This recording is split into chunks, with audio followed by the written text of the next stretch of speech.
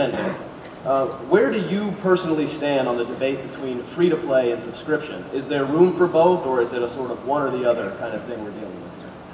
Oh, I'm sorry, loaded. See, it's a fastball. I'm trying to pitch it. So, unfortunately, the person that runs marketing and PR for us is in the building today, so I can't. Can I just answer yes to this question? You know what? It's amazing to me. I've been in the industry for 5 years, and I've been trying to do everything but game design, much to the happiness of my game designers. And yeah, they're in the audience. But you know, the business model is getting so much more attention publicly than I feel it should. We're spending so much time telling you how we want you to give us your money, as opposed to telling you how awesome the game that we're making is for you to play. And I have a company of almost 400 people, and we'd like to call ourselves gamers who want to make awesome games for gamers. And the business discussion tends to be kind of nails on the chalkboard at times. But to sustain a business and to run a business, you have to make money to sustain that. So I think in our space, I think the move forward, obviously, free to play and microtransactions and all the things that go with MMOs are going to be in the mix, and people will be figuring out how to mix and match those in our games.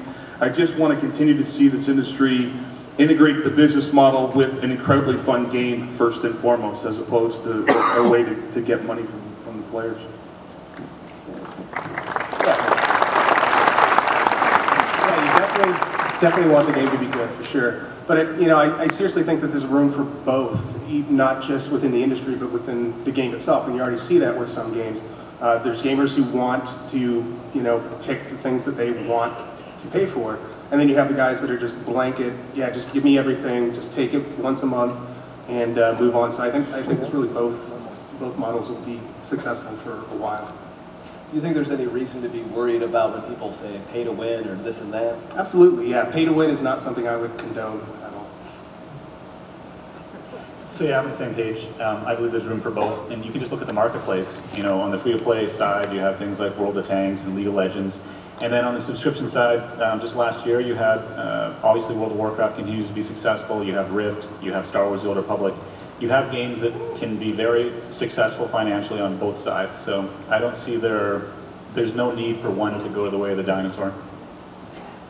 Yeah, I mean, they're totally both valid models. It's about what players are interested in. I mean, since you asked us, for me, there's a reason why we choose our model. It aligns with our philosophy, which is players should have choice. And so we make players pay for the things that they choose to pay for. That's why. That's it.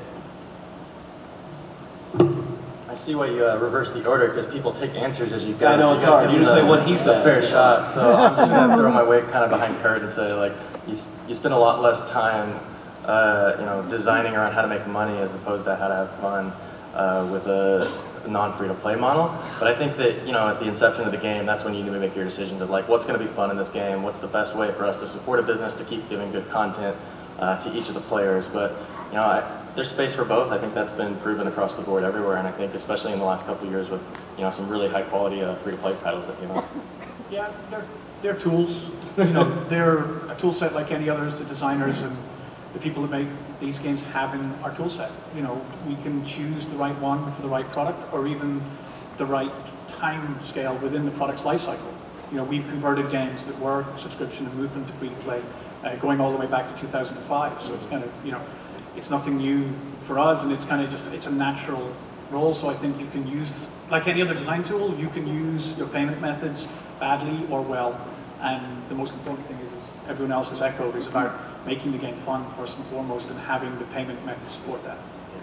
I mean, that's my main feedback too, is having the game be able to stand alone, having the game be able to be great, and then being able to figure out what payment model that works best for it.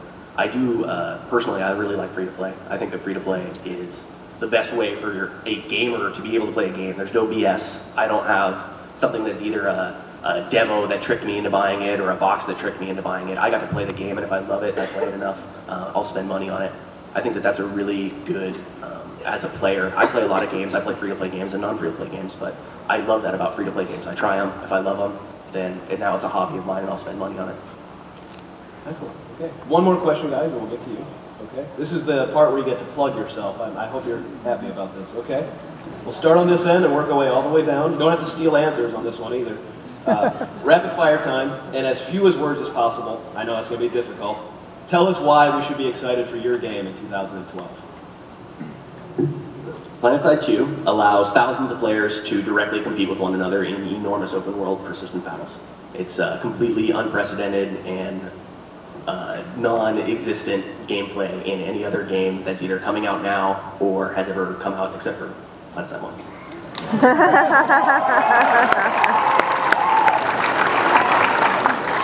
I want to play his game too, but marketing guys will kill me. I'll talk about 2. You know, we have many MMOs and stuff, but obviously this year's big release is The Secret World, and I think they're the team that are working on that. It's about freedom. It's about freedom of choice and freedom of progression for players. The team have really tried to build something where players get to choose how they progress through the game without being restricted by levels or classes. It's kind of going back a bit old school to some of the original games that a lot of us loved and played, Ultima Online back in the day.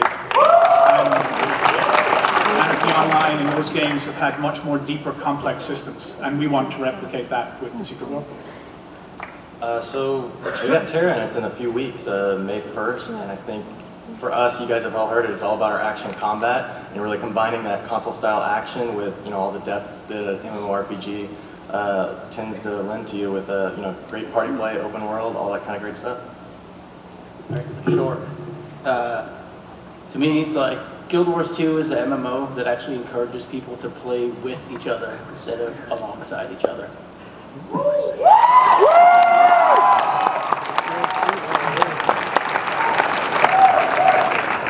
All right, well, Star Wars is already out, so I won't plug the gameplay because I'm sure everyone already knows what that is.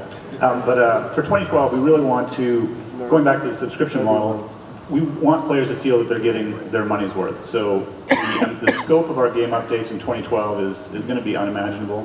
You're going to see so many changes and additions to the Star Wars universe. It's going to be impressive. We have our update 2 coming in the next week, and then after that, it's going to continue to roll out month after month. So just it's exciting. For Defiance, it's basically, we're going to be the first MMO shooter that appears on Xbox, PS3, and PC. And we're also launching alongside the show on the Sci-Fi Channel, and the game and the show are going to evolve together over time. Woo! So, much like I did 8 years ago, when I came here and promised to help bring the World Series after 86 years of drought.